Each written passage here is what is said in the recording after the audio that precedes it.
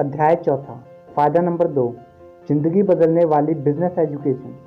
सवाल सिर्फ पैसे का नहीं है, हमारे पास पैसे कमाने के बहुत अच्छी योजनाएं हैं। जब मैं नेटवर्क मार्केटिंग कंपनी की जांच कर रहा था तब मुझे यह बात अक्सर सुनने को मिला।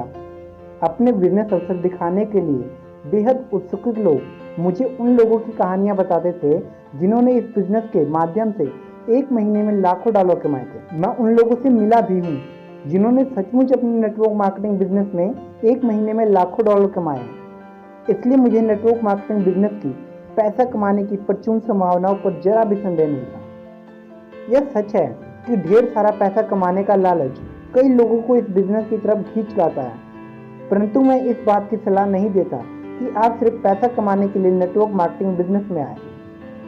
सवाल प्रोडक्ट्स का भी नहीं है, हमारे पास सबसे अच्छा प्रोडक्ट या सामान है।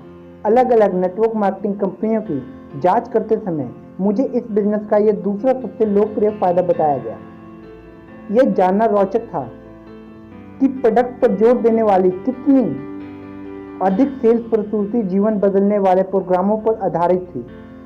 एक प्रस्तुति में कंपनी के स्थापक ने मुझे बताया कि किस तरह उसने अयोवा में अपनी मरती हुई मां को बचाने के लिए अपनी गोपनीय दवाई खोजी थी। जांच करने के बाद मुझे पता चला कि उसकी मां कभी अयोवा में रही ही नहीं थी और जिस प्रोडक्ट के आविष्कार का वह दावा कर रही थी वो प्रोडक्ट कैलिफोर्निया की एक प्रयोगशाला से आया था जो कई दूसरी कंपनियों के लिए भी उसी प्रोडक्ट पर प्राइवेट लेवल लगाती थी। जैसा मैंने पहले ही कहा है, किसी भी बिजनेस या प्रोफेशन में इस तरह के जालसाज और धोखाबाज लोग होते हैं।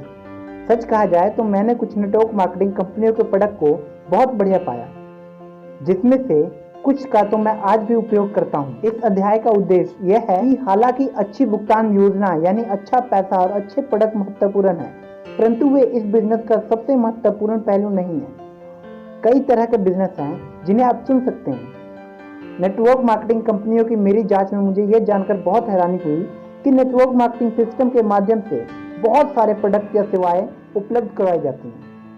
1970 में मैंने जिस पहले नेटवर्क मार्केटिंग बिजनेस अवसर को देखा था उसमें विटामिन बेचे जाते थे। मैंने उन्हें लेकर देखा और पाया कि वे बहुत अच्छी क्वालिटी के विटामिन थे। मैं आज भी इनमें से कई विटामिन लेता हूँ। जब मेरी खोज आगे बढ़ी तो मैंने नेटवर्क मार्केटिंग बिजनेस के प्रोडक्टों को खास तौर पर नीचे दिए हुई श्रेणी में पाया। पहला, श्रृंगार, त्वचा की देखरेख और अन्य सौंदर्य प्रोडक्ट। दूसरा, टेलीफोन सर्विस। तीसरा, रियल एस्टेट सर्विस। चौथा, आर्थिक सेवाएं, बीमा, म्यूचुअल फंड, क्रेडिट कार्ड। पांचवा, कानूनी सेवाएं। छठवां, इंटरनेट मार्केट डिस्ट्रीब्यूशन, जिसमें कैटलॉग के प्रोडक्ट को डिस्काउंट पर बेचा जाता है। सातवां, हेल्थ केयर प्रोडक्ट, विटामिन और स्वास्थ्य संबंधी अन्य सामान व सेवाएं। आठवां, आभूषण। नौवां, टैक्स सेवाएं। 10वां, शैक्षिक खिलौने। यह सूची और भी लंबी होती जा रही है। हर महीने मैं किसी नई नेटवर्क मार्केटिंग कंपनी के बारे में सुनता हूँ जो अपने प्रोडक्ट या भुगतान की योजना में कुछ नयापन लेकर आती है। यह शिक्षा की योजना है। नेटवर्क मार्केटिंग बिजनेस की अनुशासन करने का मेरा सबसे बड़ा कारण यह है कि इसका एजुकेशन सिस्टम बहुत बढ़िया है। मैं आपको सलाह दूंगा कि आप प्रोडक्ट्स और भुगतान के आगे जाकर कंपनी के दिल में झांक कर देखिए कि क्या कंपनी आपको शिक्षित और प्रशिक्षित करने में सचमुच रुचि लेती है। इसमें आपको अपना थोड़ा ज्यादा समय देना पड़ेगा। इसके लिए सिर्फ 3 घंटे का सेल्स लेक्चर सुनना, लोग कितना पैसा कमा रहे हैं यह जानना और सामान से सजे हुए रंगीन कैटलॉग देखना ही काफी नहीं होगा। आपको इससे ज्यादा करना होगा। यह पता लगाने के लिए कि उनकी शिक्षा सचमुच कितनी अच्छी है, आपको अपने बिस्तरे से उठना पड़ेगा और उनके प्रशिक्षण, शैक्षिक सेमिनारों व कार्यक्रमों को भी देखना होगा। अगर आपको शुरुआती प्रस्तुति पसंद आए तो आप कुछ समय निकालकर उन लोगों से जरूर मिले जो शैक्षिक और प्रशिक्षण देते हैं। ध्यान से देखें, क्योंकि कई नेटवर्क मार्केटिंग कंपनी सिर्फ कहती हैं कि उनका शिक्षण योजनाएं बहुत बढ़िया हैं, परंतु मैंने पाया है कि कई कंपनियों में जितने अच्छे शिक्षण और प्रशिक्षण सिस्टम का दावा किया जाता है, हकीकत में वो उतने बढ़िया नहीं होते। कुछ कंपनियों में मैंने यह देखा है कि उनका एकमात्र प्रशिक्षण केवल किताबों की एक सूची होती है जिन्हें पढ़ने की सलाह दी जाती है, जिसके बाद वहां पर आपको अपने दोस्तों और परिवार के लोगों को इस बिजनेस में शामिल करने का प्रशिक्षण देने ध्यान केंद्रित किया जाता है। इसीलिए इत्मीनान से समय लगाकर और ध्यान से देखिए, क्योंकि कई नेटवर्क मार्केटिंग कंपनियों के पास शिक्षण और प्रशिक्षण की बहुत अच्छी योजनाएं होती हैं। इतनी अच्छी कि मेरे विचार से वहाँ दुनिया की सबसे अच्छी रियल लाइफ बिजनेस ट्रेनिंग दी जाती है। किसी शैक्षिक योजनाओं में क्या देखना चाहिए? अगर आपने मेरी दूसरी पुस्तक पढ़ी है तो आप पहले से ही जानते होंगे कि मैं शिक्षकों के परिवार से आया हूँ। मेरे डैडी हवाई जहाज के स्कूली सिस्टम के प्रमुख थे। हालांकि मैं शिक्षावादियों के परिवार से आया हूँ, परंतु मुझे पारंपरिक शिक्षा का सिस्टम बिल्कुल पसंद नहीं था। हालांकि मुझे न्यूयॉर्क में एक प्रसिद्ध फेडरल मिलिट्री अकेडमी में दाखिला मिला था और मैंने BSc किया था, परंतु शिक्षा की पारंपरिक दुनिया मुझे बोरियत भरी लगती थी। मैं विद्यार्थी होने का फर्ज अदा करता था और इस तरह मैं ग्रेजुएट हो गया, परंतु जो मैं पढ़ रहा था उसमें ना तो कोई मेरी खास दिलचस्पी थी, ना मुझे उसमें कोई चुनौती नजर आई। ग्रेजुएशन होने के बाद मैं USA मैरीन कोर में शामिल हो गया और मुझे फ्लोरिडा पेंसाकोल में US नेवी फ्लाइट प्रोग्राम में शामिल कर लिया गया। वियतनाम युद्ध चल रहा था और बहुत से पायलटों को प्रशिक्षित किया जाने की तत्काल जरूरत थी। जब मैं पायलट का प्रशिक्षण प्राप्त कर रहा था तब मैंने उस तरह की शिक्षा पाई जिसमें रोमांच भी था और चुनौती भी। हम में से ज्यादातर लोगों ने यह घिसी पिटी कहावत सुनी होगी, इल्लियों को तितलियों में बदलना। फ्लाइट स्कूल में ठीक यही किया जाता था। जब मैं फ्लाइट स्कूल में आया तो मैं पहले से एक कमीशन ऑफिसर था, क्योंकि मेरे पास 4 साल का मिलिट्री प्रशिक्षण था। परंतु फ्लाइट स्कूल में आने वाले कई विद्यार्थी सामान्य कॉलेज से आए थे और वे इल्लियों के समान थे। वहाँ हिप्पियों का युग था, इसलिए हमारे सामने अजीबोगरीब पात्र अटपटे सिविलियन कपड़ों में खड़े रहते थे, जिनके बाल लंबे थे, जिनकी दाढ़ी और मूछें थी। कुछ ने जूतों के बजाय चप्पल पहन रखी थी, परंतु जो जिंदगी बदलने वाले शैक्षणिक कार्यक्रमों में भाग लेने के लिए तैयार थे। अगर वे प्रशिक्षण काल में बचे रहे तो 2 या 3 साल बाद वे तितलियां बनकर निकलेंगे, यानी वे पायलट बन जाएंगे जो दुनिया की कठिन से कठिन उड़ान भरने में समर्थ होंगे। टॉप गन नामक फिल्म, जिसमें टॉम रूफ थे, सर्वश्रेष्ठ इल्लियों के बारे में थी, जिन्होंने US नेवी फ्लाइट स्कूल ने सर्वश्रेष्ठ इल्लियों के बारे में थी, जिन्हें US नेवी फ्लाइट स्कूल ने तितली में बदला था। वियतनाम जाने के ठीक पहले मुझे भी कैलिफोर्निया के सैन डिएगो में तैनात किया गया, जहां पर टाउन गन स्कूल स्थित था। हालांकि मैं उस प्रसिद्ध स्कूल के लायक अच्छा पायलट नहीं था, फिर भी उस फिल्म में युवा पायलट द्वारा दिखाया गया बहादुरी, ऊर्जा और विश्वास हमें इतना पसंद आए कि हम में से ज्यादातर लोगों ने यह महसूस किया कि लड़ाई पर जाने का यही तरीका होना चाहिए। पहले हम नौसिखिए युवक थे जिन्हें उड़ान भरना नहीं आता था, परंतु अब हम ऐसे युवक बन गए थे जो प्रशिक्षित थे, अनुशासित थे और शारीरिक, मानसिक और भावनात्मक रूप से उन चुनौतियों का सामना करने के लिए तैयार थे। मुझ में और मेरे साथी पायलटों में मुझे जो परिवर्तन नजर आया था उसे ही मैं जिंदगी बदलने वाला एजुकेशन कहता हूँ। एक बार मैंने फ्लाइट स्कूल खत्म किया तो मेरी जिंदगी फिर कभी पहले जैसी नहीं रही। मैं वह व्यक्ति नहीं रह गया था जो फ्लाइट स्कूल में दाखिल हुआ था। फ्लाइट स्कूल और युद्ध के वर्षों बाद मेरे कई साथी पायलट बिजनेस की दुनिया में बहुत सफलता पाई। जब हम इकट्ठे होते हैं और पुरानी युद्ध की कहानी एक दूसरे के सामने दोहराते हैं तो हम अक्सर यह कहते हैं कि फ्लाइट स्कूल में हमें जो प्रशिक्षण मिला था उसका बिजनेस की हमारी वर्तमान सफलता में बहुत बड़ा योगदान है। इसीलिए जब मैं जिंदगी बदलने वाले बिजनेस एजुकेशन की बात करता हूँ तो मैं उतनी सतर्क शिक्षा की बात कर रहा हूँ जो इल्लियों को तितलियों में बदल दे। एक प्रक्रिया जिसे रूपांतरित या काया पलट कहा जा सकता है। जब आप किसी नेटवर्क मार्केटिंग बिजनेस की शिक्षा योजनाओं को देखें तो मैं ऐसी शिक्षा योजनाओं की अनुशासन करता हूँ जिसमें इतनी शक्ति हो कि वो आपके जीवन की इतनी क्रांतिकारी परिवर्तन ला सके। परंतु मैं आपको सावधान कर दूं, फ्लाइट स्कूल की तरह हर कोई इस कार्यक्रम को भी सफलतापूर्वक पूरा नहीं कर सकता। Real life business school. Flight school के बारे में एक अच्छी बात यह थी कि वियतनाम से हाल ही में लौटे पायलटों ने हमें प्रशिक्षण किया था। जब वो हमसे बात करते थे तो वे असली जिंदगी के अनुभव से बात करते थे। पारंपरिक बिजनेस स्कूल में जिसमें मैं कुछ समय के लिए रहा था, मुझे यह समस्या दिखती थी कि हमारे कई शिक्षकों को असली जिंदगी के बिजनेस का अनुभव था भी तो वह किसी कंपनी के कर्मचारी के रूप में था, यानी वे सिर्फ मध्य स्तर के मैनेजर के काम का अनुभव रखते थे, वे किसी कंपनी के संस्थापक नहीं थे। जब मैंने हवाई में पारंपरिक बिजनेस स्कूल में MBA की पढ़ाई की तो मैंने पाया कि मैं अक्सर किसी मैनेजमेंट सिद्धांत या आर्थिक सिद्धांत को सीखने का प्रयास कर रहा हूं जिससे मध्य स्तर का कोई मैनेजर सिखा रहा है जो किसी बड़े कॉर्पोरेशन के लिए काम करता है। अगर शिक्षक के पास बिजनेस का अनुभव नहीं था तो वह टीचर दरअसल ऐसा व्यक्ति था जिसने कभी स्कूली सिस्टम को छोड़ा ही नहीं। दूसरे शब्दों में ऐसे लोग 5 साल की उम्र में स्कूल सिस्टम में आए, किड गार्ड में दाखिल हुए और वे तब से लेकर अब तक स्कूल के सिस्टम में ही थे। और मजे की बात यह है कि वो विद्यार्थियों को असली दुनिया के बारे में ध्यान देने की कोशिश कर रहे थे।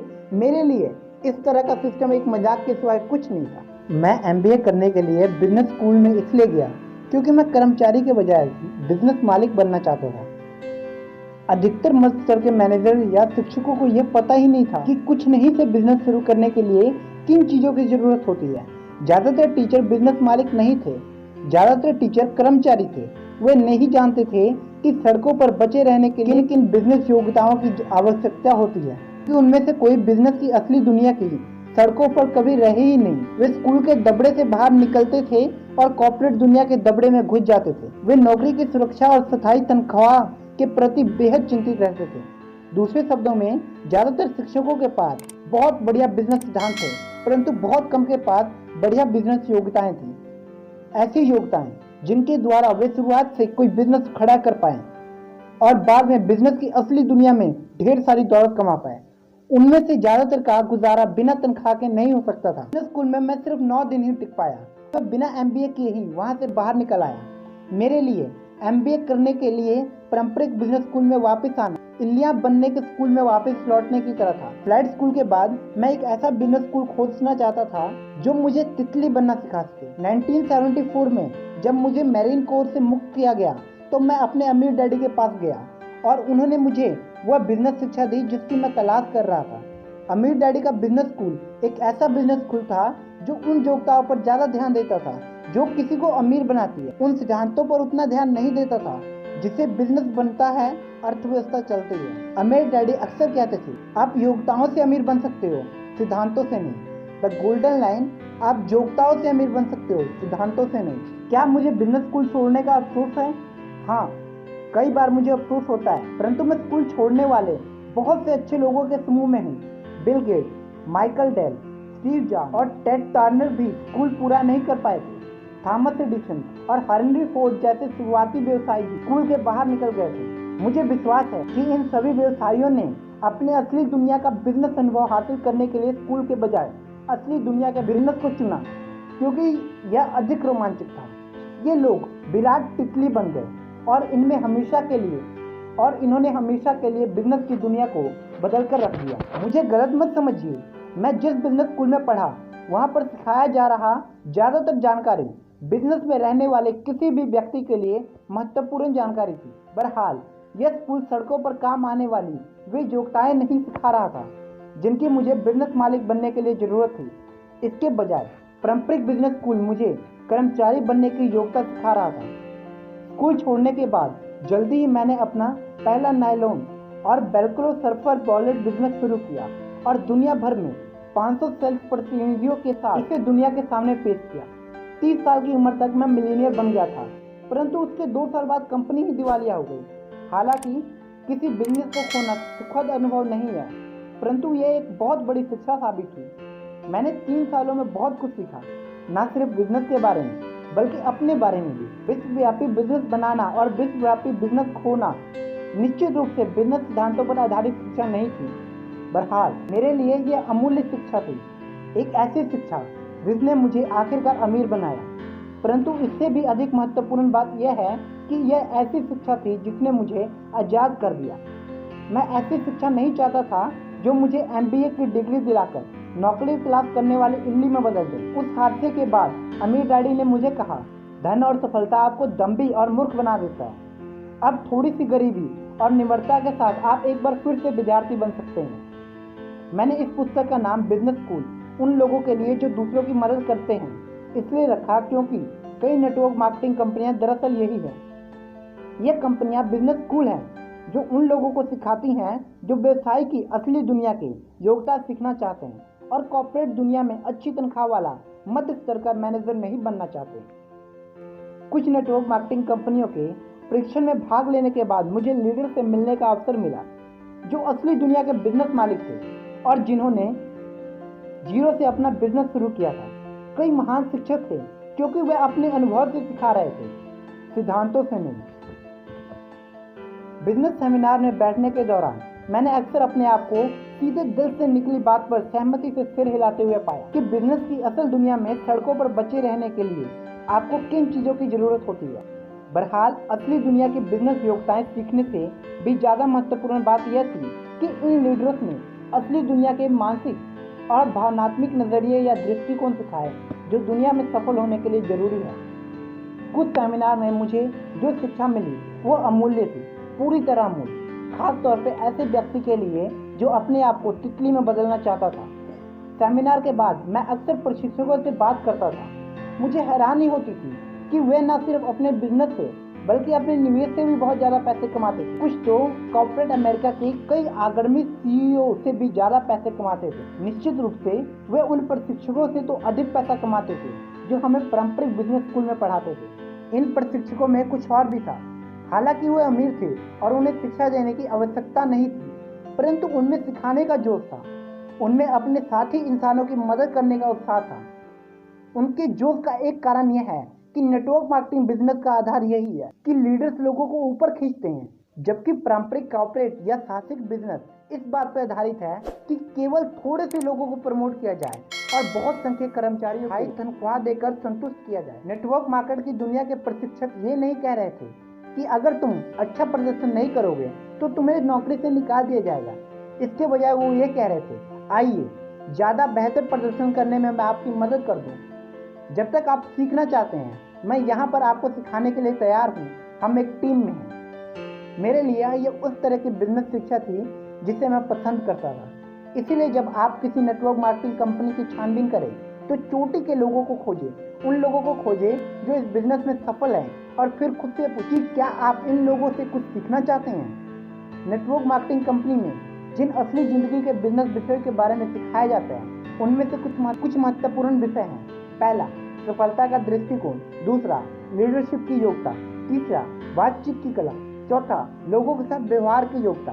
पांचवा, निजी डरों, शंकाओं और आत्मविश्वास की कमी पर विजय पाना। छठवां, नकारे जाने के डर को जीतना। सातवां, धन को मैनेजमेंट की योग्यता। आठवां, निवेश की योग्यता। नौवां, अकाउंटेबिलिटी या जवाबदेही की योग्यता। 10वां, टाइम मैनेज की योग्यता। 11वां, लक्ष्य निर्धारित करना। 12वां, सफलता के लिए सही पोशाक पहनना। मैं जिन सफल लोगों से मिलता हूँ उन्हें इन योग्यताओं को नेटवर्क मार्केटिंग के प्रशिक्षण कार्यक्रमों से ही विकसित किया है। चाहे आप नेटवर्क मार्केटिंग सिस्टम की चोटी पर ज़्यादा पैसे कमा ले, यह प्रशिक्षण जिंदगी भर आपके बहुत काम आती है। अगर शैक्षिक कार्यक्रम अच्छा है तो यह आपकी जिंदगी संवार सकता है, और शायद हमेशा के लिए। जिंदगी बदलने वाली शिक्षा क्या है? जिंदगी बदलने वाली शिक्षा से मेरा क्या मतलब है, इसे मैंने नीचे दिए गए डायग्राम से समझाया है। ध्यान दें, यह चतुर्सक फल है, जिसका अर्थ है चारों कोनों वाले बहुफलक, जिसमें आमतौर पर पिरामिड के नाम से जाना जाता है, और मिस्र के पिरामिड सदियों बाद भी बचे हुए हैं। दूसरी शब्दों में चतुर्फल या पिरामिड स्थायी संरचनाएं हैं। सदियों से बुद्धिजीवियों का यह विश्वास है कि शाश्वत नियम या प्रकृति 4 संख्या के कार्य करती है। इसी प्रकार से 4 दिशाएं हैं, इसलिए 4 मौसम होते हैं, ठंड, बसंत, गर्मी और बारिश। ज्योतिष के अध्ययन करने वाले लोग जानते हैं कि 4 मुख्य राशियां होती हैं, भूमि, वायु, अग्नि और जल। जब मैं जिंदगी बदलने वाली शिक्षा के बारे में बात कर रहा हूँ तो उसमें भी परिवर्तन 4 की संख्या पाए जाते हैं। दूसरे शब्दों में, अगर जिंदगी बदलने वाली सच्ची शिक्षा को प्रभावशाली बनाना है तो इन्हीं पिरामिड के सभी 4 बिंदुओं मानसिक, भावनात्मक, शारीरिक और आध्यात्मिक शिक्षा को प्रभावित करना चाहिए। मानसिक शिक्षा। पारंपरिक शिक्षा मुख्य रूप से मानसिक शिक्षा पर जोर देती है। यह आपको पढ़ने, लिखने और गणित जैसी योग्यताएं सिखाती है, जो बहुत महत्वपूर्ण योग्यताएं हैं। इन्हें अक्सर संज्ञानात्मक योग्यताएं कहा जाता है। पारंपरिक शिक्षा के बारे में जो बात मुझे पसंद नहीं आई वो यह थी कि यह शिक्षा के भावनात्मक, शारीरिक और आध्यात्मिक पहलुओं को गलत तरीके से प्रभावित करती है। भावनात्मक शिक्षा। पारंपरिक शिक्षा के बारे में मेरी एक शिकायत यह है, यह डर के भावना पर टिकी होती है। ज़्यादा स्पष्ट रूप से कहे तो यह गलतियां करने के डर पर टिकी होती है, जिससे असफलता का डर पैदा होता है। मुझे सिखाने के लिए प्रेरित करने के बजाय टीचर मुझे प्रेरित करने के लिए असफलताओं से डराते थे और इस तरह के वाक्य कहते थे, अगर तुम्हारे अच्छे नंबर नहीं आए तो तुम्हें अच्छी तनख्वाह वाली नौकरी नहीं मिल पाएगी। इसके अलावा जब मैं स्कूल में था तो गलतियां करने पे मुझे सजा मिलती थी। स्कूल में मैंने भावनात्मक रूप से यह सीख लिया कि गलतियां करने से डरना चाहिए। समस्या यह है कि असली जिंदगी में जो लोग सबसे आगे निकल जाते हैं वो ऐसे लोग हैं जिन्होंने सबसे ज़्यादा गलतियाँ की हैं और अपनी गलतियों से सबक सीखा है। मेरे गरीब डैडी यानी मेरे स्कूल टीचर डैडी सोचते थे कि गलतियाँ करना पाप है। दूसरी तरफ मेरे अमीर डैडी कहते थे हमारे सीखने की प्रक्रिया इस तरह से बनाई गई है कि गलतियाँ करने से ही हम सीख पाते हैं। हम साइकिल चलाना तभी सीख पाते हैं जब हम उससे गिरते हैं और उठकर फिर उस पर सवार होते हैं, फिर गिरते हैं और फिर सवार होते हैं। उनका यह भी कहना था यह पाप है कि आप गलती करें और उससे कुछ नहीं सीखें। आगे समझाते हुए वो कहते थे ज्यादातर लोग गलती करने के बाद इसलिए झूठ बोलते हैं क्योंकि वे अपनी गलती मानने के विचार से भावनात्मक रूप से आतंकित होते, इसलिए वो सीखने का और विकास का एक मौका गवा देते। गलती करना यह मानना कि आपने गलती की है और इसके लिए किसी और को दोष नहीं देना या बहाने नहीं बनाना, यही तो सीखने का तरीका है। गलती करना और उसे नहीं मानना या अपनी गलती के लिए किसी और को दोष देना पाप है। हाल ही में हमने एक अमेरिकन प्रेसिडेंट को देखा जिनका व्हाइट हाउस में बृहत्तर सेक्स चर्चा में रहा। मेरे विचार से बृहत्तर सेक्स से भी बुरी बात यह थी कि उन्होंने पकड़े जाने पर इस बारे में झूठ बोला। झूठ बोलना न सिर्फ कमजोर चरित्र के प्रतीक है बल्कि यह एक अच्छी गलती को बर्बाद करना है, कुछ सीखने के अवसर को गंवाना है। पारंपरिक बिजनेस की दुनिया में भी गलती के बारे में इसी तरह का नजरिया होता है। बिजनेस की दुनिया में अगर आप गलती करते हैं तो अक्सर आपको सजा दी जाती है या आपको नौकरी से निकाल दिया जाता है। नेटवर्क मार्केटिंग की दुनिया में आपको अपनी गलती से सीखने, उन्हें सुधारने और मानसिक तथा भावनात्मक रूप से ज्यादा स्मार्ट बनने के लिए प्रोत्साहित किया जाता है। जब मैं कॉर्पोरेट दुनिया में बेचना सीख रहा तो जो सेल्समैन अपना लक्ष्य हासिल नहीं कर पाते थे उन्हें निकाल दिया जाता था। दूसरे शब्दों में हम असफलता के डर वाली दुनिया में जी रहे थे, सीखने की दुनिया में नहीं जी रहे। इसीलिए कॉर्पोरेट दुनिया में इतने सारे लोग इलिया बन रह जाते। कोई व्यक्ति किस तरह उठ सकता है जब वो कॉर्पोरेट खोल में असफलता के डर वाला कथित लिपटा हो। नेटवर्क मार्केटिंग की दुनिया में लीडर्स का मुख्य लक्ष्य उन लोगों के साथ काम करना होता है जो अच्छा प्रदर्शन नहीं कर पा रहे हैं और उन्हें बाहर निकालने के बजाय उन्हें ऊपर उठाने के लिए प्रोत्साहित करना होता है। अगर आपको साइकिल से गिरने के लिए सजा दी जाती और साइकिल चलाने में फेल कर दिया जाता तो आप शायद कभी साइकिल चलाना सीख ही नहीं पाते। पैसे की दृष्टि से मैं अधिकतर लोगों से ज्यादा सफल इसलिए नहीं हूँ क्योंकि मैंने अधिकतर लोगों से ज्यादा स्मार्ट हूँ, बल्कि इसलिए हूँ क्योंकि मैं अधिकतर लोगों से ज्यादा बार असफल हुआ हूँ। दूसरे शब्दों में इसलिए आगे निकल पाया क्योंकि मैंने ज्यादा गलतियाँ की। नेटवर्क मार्केटिंग में आपको गलतियाँ करने, उन्हें सुधारने, उससे सीखने और खुद का विकास करने के लिए प्रोत्साहित किया जाता है। मेरे विचार से यही जिंदगी बदलने वाली शिक्षा है। जब आप अपने डर से बाहर निकल जाते हैं तो आप उड़ना शुरू कर देते हैं। अगर आप ऐसे व्यक्ति हैं जो गलतियां करने और असफल होने के डर से आतंकित रहते हैं तो मेरा विश्वास है कि नेटवर्क मार्केटिंग बिजनेस और इसके महान शैक्षिक कार्यक्रम आपके लिए खास तौर पर अच्छा है। मैंने अपनी आंखों से नेटवर्क मार्केटिंग के प्रशिक्षण कार्यक्रमों को देखा है जिससे लोगों का आत्मविश्वास बढ़ता है और अगर एक बार आपका आत्मविश्वास बढ़ जाए तो आपकी जिंदगी हमेशा के लिए बदल जाएगी। शारीरिक शिक्षा, आसान शब्दों में कहा जाए तो जो लोग गलतियां करने से डरते हैं वे ज्यादा नहीं सीख पाते क्योंकि वे ज्यादा कुछ करते ही नहीं।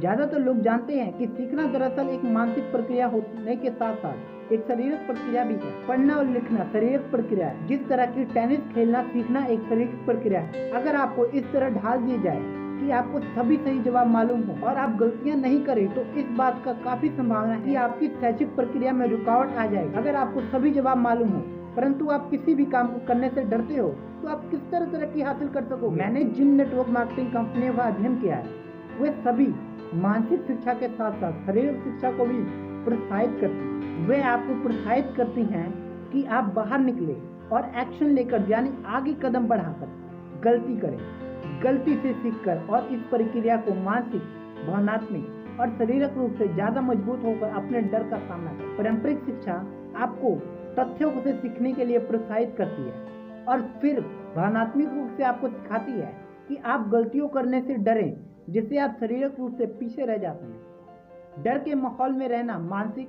भावनात्मक, शारीरिक या आर्थिक किसी भी पहलू से कतई फायदेमंद नहीं है। जैसे मैंने पहले ही कहा है, मेरे पास ज्यादा पैसा इसलिए नहीं है क्योंकि मैं शैक्षिक रूप से ज्यादा स्मार्ट हूँ, बल्कि इसलिए है क्योंकि मैंने दूसरों से ज्यादा गलतियां अपनी गलतियों के लिए खुद को जिम्मेदार माना है और उन गलतियों से सबक सीखा है।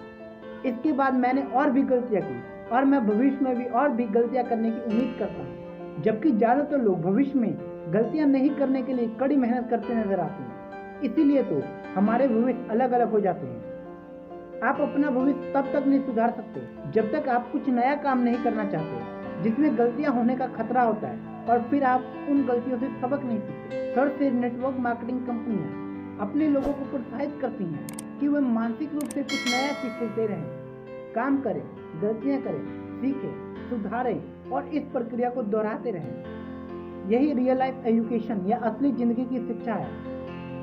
अगर आप गलतियां करने से डरती हैं परंतु आपको लगता है कि आपको अपनी जिंदगी में कुछ परिवर्तन लाना है, तो एक अच्छी नेटवर्क मार्केटिंग कार्यक्रम आपके लिए सबसे दीर्घकालीन व्यक्तित्व विकास कार्यक्रम सिद्ध होता है। एक अच्छी नेटवर्क मार्केटिंग कंपनी आपका हाथ पकड़ेगी और आपको एक ऐसी जिंदगी का मार्गदर्शन देगी जहां डर और असफलता नाम की चीज नहीं होगी। और अगर आप नहीं चाहते कि आपका हाथ पकड़ा जाए तो वह आपका हाथ नहीं पकड़े। ये कहा गया है कि अगर आप किसी आदमी के कार्य को बदलना चाहते हैं तो आप उसके सोचने के तरीकों को बदल दीजिए। हालांकि अब बहुत से लोग इस विचार को मानते जा रहे हैं कि अगर आप किसी आदमी के सोच के तरीके को बदलना चाहते हैं तो पहले आप उनके कार्य को बदल दीजिए जो वो कर रहे हैं। नेटवर्क मार्केटिंग बिजनेस के साथ एक अच्छी बात यह है कि ये इस बात पे भी जोर देता है कि आप क्या सोचते हैं और इस पे भी कि आप क्या करते हैं। पारंपरिक शैक्षिक सिस्टमों के साथ समस्या ये है कि वे आपको गलत काम करने के लिए सजा देगी बजाय इसके कि वे आपके काम को सुधारें। आध्यात्मिक शिक्षा।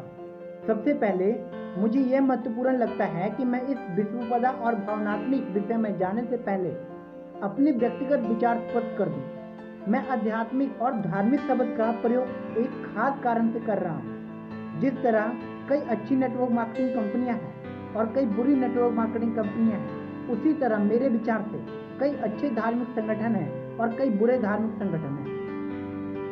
ज्यादा स्पष्ट रूप से कहा जाए तो मैंने कई धार्मिक संगठनों को किसी आदमी को आध्यात्मिक रूप से मजबूत बनाते देखा है, कई धार्मिक संगठनों को किसी आदमी को आध्यात्मिक रूप से कमजोर बनाते देखा है। इसीलिए जब मैं आध्यात्मिक शिक्षा की बात करता हूँ तो इसमें धर्म शिक्षा शामिल हो सकती है या शामिल नहीं हो सकती है। जब मैं आध्यात्मिक की बात करता हूँ तो मेरा आश्रय किसी निश्चित धर्म से नहीं है। धर्म के मुद्दे पर मैं अमेरिका के संविधान का समर्थन करता हूँ जो धार्मिक चुनाव की स्वतंत्रता प्रदान करता है। मैं इस विषय पर इतनी ज्यादा सावधानी इसलिए बरत रहा हूँ क्योंकि मुझे बचपन में ही यह सिखा दिया गया था, कभी भी धर्म, राजनीति, सेक्स और पैसे पर चर्चा मत करो क्योंकि ये विषय काफी भावनात्मक और विस्फोटक हो सकते हैं। आपकी व्यक्तिगत भावनाओं या विश्वासों को ठेस पहुंचाना मेरा उद्देश्य नहीं है, बल्कि मैं आपको धार्मिक स्वतंत्रता के अधिकार का समर्थन करता हूँ। मानवीय सीमाओं के परे। जब मैं किसी व्यक्ति की आत्मा के बारे में कहता हूँ तो मैं उस शक्ति के बारे में बात करता हूँ जो हमें अपनी मानसिक, भावनात्मक और शारीरिक सीमाओं को आगे ढकेलती है। वे सीमाएं जिनमें हम इंसान होने के कारण बंधे हुए हैं। जब मैं वियतनाम में था तो मैंने बहुत से घायल युवाओं को देखा जिन्हें मालूम था कि वे बच नहीं पाएंगे, परंतु वे लड़ते रहे ताकि दूसरे लोग जिंदा रह सके। वियतनाम में दुश्मनों की सीमा में घुसकर लड़ने वाले मेरे बचपन के सहपाठी ने इससे ज्यादा अच्छी तरीके से यूं कहा, मैं आज सिर्फ इसलिए जिंदा हूँ क्योंकि मुर्दा लोग लड़ते रहे। उसने आगे कहा, 2 बार मैं ऐसी मुठभेड़ में फंसा जहाँ से जिंदा बचने वाला एकमात्र व्यक्ति मैं ही था। जब आपको एहसास होता है कि आपकी जिंदगी बचाने के लिए आपके दोस्तों ने अपनी जान की कुर्बानी दी है तो आपकी जिंदगी बदल जाती है। युद्ध के पहले वाली रातों को मैं एक एयरक्राफ्ट कैरियर के कोने पर चुपचाप बैठा रहता था जबकि लहरें नीचे से गुजर जाती। मौन के उन लंबे क्षणों में मैंने अपनी आत्मा के साथ शांति स्थापित कर ली। मुझे मालूम था कि सुबह मैं एक बार फिर मौत का सामना करूंगा। इसी तरह की एक शांत लंबी शाम को मुझे लगा कि अगले दिन मर जाना मुक्ति का एक आसान रास्ता होगा। मैंने महसूस किया कि जिंदा रहना कई मायने में मर जाने से ज्यादा कष्टकारी था। एक बार जब मैं जीवन और मृत्यु की संभावनाओं के बारे में शांत हो गया तो फिर मैं ये चुनाव कर सका कि मैं अगले दिन अपनी जिंदगी किस तरह जीना चाहता हूँ। दूसरे शब्दों में मैं हिम्मत के साथ उड़ान भरूंगा या डर के साथ। एक बार मैंने विकल्प चुन लिया तो फिर मैंने अपनी मानवीय आत्मा को पुकारा कि वह अगले दिन मेरा साथ दे ताकि मैं अपनी सर्वश्रेष्ठ योग्यता से उड़ान भर सकूं और लड़ सकूं, परिणाम चाहे जो भी हो। युद्ध एक भयंकर घटना है। इसमें लोग दूसरे इंसानों के साथ बहुत बुरा सलूक करते हैं, परंतु युद्ध में मैंने इंसानियत का सबसे अच्छा स्वरूप भी देखा। युद्ध में ही मुझे यह आभास हुआ कि मानवीय सीमाओं के परे हमारे पास मानवीय शक्तियाँ भी हैं और ये शक्तियाँ हम सब में हैं। मैं जानता हूँ कि ये शक्तियाँ आप में भी। अच्छी खबर यह है कि इस शक्ति को पहचानने के लिए आपको युद्ध के मैदान में जाने की कोई जरूरत नहीं है। एक दिन शारीरिक रूप से विकलांग बच्चों की एथलीट स्पर्धा को देखते समय मुझे इस मानवीय शक्ति के दर्शन हुए और यह घटना मेरे दिल को छू गए जब मैंने इन बच्चों को, जिसमें से किसी के भी पैर नहीं थे, नकली पैरों के सहारे दौड़ते देखा, पूरे जी जान से दौड़ते देखा, तो उनकी आत्मा ने मेरी आत्मा छू लिया। मेरी आंखों में आंसू आ गए जब मैंने एक बच्ची को पूरे मन से दौड़ते देखा, जिसका केवल एक ही पैर था। मैं उसके चेहरे पर देख सकता था कि नकली पैर के दौड़ने की वजह से उसे काफी दर्द हो रहा था, परंतु उसके शारीरिक दर्द का उसकी आत्मा की शक्ति पर कोई असर नहीं हो रहा था। हालांकि वो दौड़ने में नहीं जीत पाई, परंतु उसने मेरा दिल जीत लिया। उसने मेरी मानवीय आत्मा को छुआ और मुझे वह याद दिलाया जो मैं भूल गया था। मैंने महसूस किया कि वह सभी बच्चे जितना खुद के लिए दौड़ रहे थे, उतना ही हम सबके लिए दौड़ रहे थे। हमें फिल्मों में आत्मा की शक्ति के बहुत बड़े उदाहरण मिलते हैं। ब्रेवहार्ट फिल्म में मेल गिब्सन स्कॉटलैंड के फटेहाल किसानों के समूह का नेतृत्व करते हैं। इन किसान का मुकाबला शक्तिशाली अंग्रेज सेना से है और इसलिए वे बेहद आतंकित थे। परंतु गिब्सन अपनी आत्मा की आवाज से चिल्लाकर कहते हैं, वे हमारे शरीर को मार सकते हैं, परंतु वे हमारे स्वतंत्रता को नहीं मार सकते। वो अपनी मानवीय आत्मा से उनकी मानवीय आत्मा को संबोधित करते हुए बोल रहा था। उनकी आत्मा को छूकर वो उनके दिल में छुपे डर और शंका की भावनाओं को जीत रहा था। उसने उसकी आत्मा की शक्ति को जागृत कर दिया और उनमें दुनिया की सबसे शक्तिशाली सेना को हराने का हौसला जगा दिया। मैंने यह पाया है कि नेटवर्क मार्केटिंग में सफल लीडर के पास मानवीय आत्मा को संबोधित करने की इस तरह की योग्यता का प्रशिक्षण होता है, जिसके द्वारा वे इसे विकसित कर लेते हैं।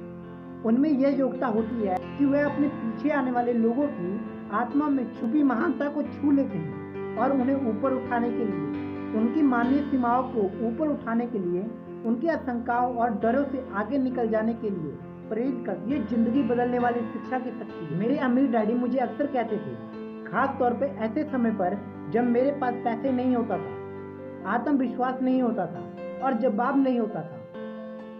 हम सबके अंदर 3 तरह के लोग होते हैं, एक अमीर आदमी, एक गरीब आदमी और एक मिडिल क्लास आदमी। यह पता लगाना आपका काम है कि कौन सा आदमी बाहर आता है। अमीर डैडी यह भी कहते थे, बिजनेस और निवेश की दुनिया 2 भाव से चलती है, लालच और डर। अधिकतर लोग अमीर नहीं बन पाते हैं और इसका कारण लालच नहीं बल्कि डर होता है। अगर आप अमीर बनना चाहते हैं तो आपको अपने डर को जीतने की और उड़ने की जरूरत है। मेरे विचार से अपने डर को जीतने का सबसे अच्छा तरीका है अपने आप को अपनी आत्मा के संपर्क में लाना, और यही कई नेटवर्क मार्केटिंग कंपनियां करती हैं। शिक्षा शब्द का अर्थ है बाहर निकलना। पारंपरिक शिक्षा के साथ मेरी शिकायत यह थी कि यह डर पर, असफलताओं के डर पर आधारित थी और इसमें अपनी गलतियों से सीखने की चुनौतियां नहीं थी। मेरे विचार से पारंपरिक शिक्षा को इस तरह से तैयार किया गया था कि यह हमारे अंदर से मिडिल क्लास आदमी को बाहर निकाले, उस व्यक्ति को जो असुरक्षित महसूस कर सकता हो, जिसे नौकरी की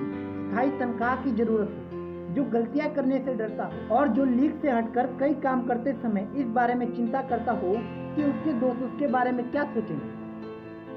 मैं अधिकतर नेटवर्क मार्केटिंग कंपनियों का समर्थन इसलिए करता हूँ और मैंने अपनी पुस्तक का नाम बिजनेस स्कूल उन लोगों के लिए जो दूसरों की मदद करना चाहते हैं इसलिए रखा, क्योंकि जिस प्रकार की शिक्षा मैंने नेटवर्क मार्केटिंग कंपनियों में देखी वह ऐसी शिक्षा थी जो आपके अंदर से अमीर आदमी को बाहर निकालने के लिए तैयार की गई थी। मैं इस तरह की जिंदगी बदलने वाली शिक्षा को बहुमूल्य समझता। वैसे मैं आपको बता दूं कि फोर्ब्स मैगजीन के अनुसार अमीर आदमी वह होता है जो हर साल $10 लाख या इससे अधिक कमाता है। दूसरी ओर गरीब आदमी वह होता है जो हर साल $25,000 से कम कमाता है। सवाल यह नहीं है कि आप आज कितना कमाते हैं, सवाल यह है क्या आपका पैसा आपको हर साल $10 लाख या इससे अधिक कमाने के लिए प्रेरित कर रहा है। अगर ऐसा नहीं है तो शायद आप बेहतर शिक्षा तलाश करना चाहिए। संक्षेप में, जब मेरी पहली कंपनी नायलॉन और वेल्फोर सर्फर बॉलेट का बिजनेस जब डूब गया तो मेरे अमीर डैडी ने मुझे बधाई दी। उन्होंने कहा, तुमने हाल ही में मल्टी मिलियनियर शिक्षा की फीस दी है, तुम बहुत अमीर बनने की राह पर चल रहे हो। उन्होंने यह भी कहा, अधिकतर लोग इस वजह से अपने भीतर के अमीर आदमी को नहीं जान पाते क्योंकि गरीब आदमी अब भी सोचता है कि गलतियां करना बुरा है।